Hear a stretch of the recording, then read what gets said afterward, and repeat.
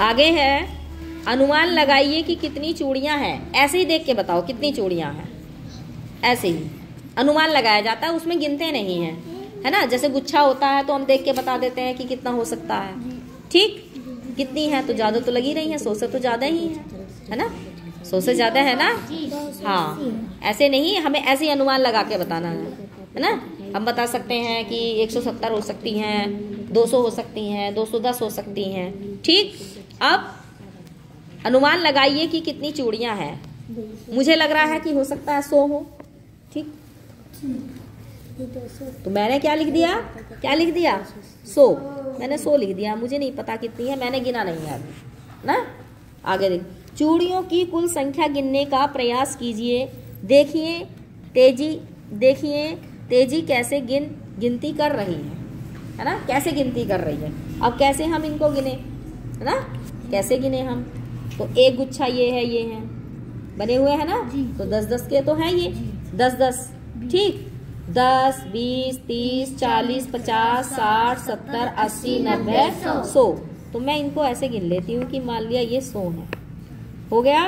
ये कितने हैं, 100 हो गया।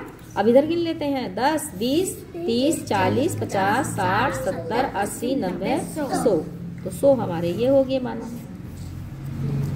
हो गए 100 हमारे ये हो गए। कितने हो गए दोनों, 200 हो गए। अब इनको गिन लेते हैं, 10, 20, 30, 40, 50, 60, 70, 80।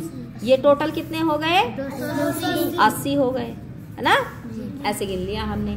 तो नीचे से गिन लो चाहे ऊपर से गिन लो, कोई दिक्कत नहीं है। तो इस तरह से हमने पहले 100 कर लिए कंप्लीट, फिर इसमें 100 देख लिए।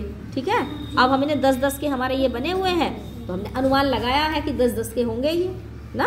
100 तो बहुत ज्यादा हो जाएंगी, 10 चूड़ियां हो सकती हैं इसमें। ठीक है, तो कितने हो गए कुल चूड़ियां, 200।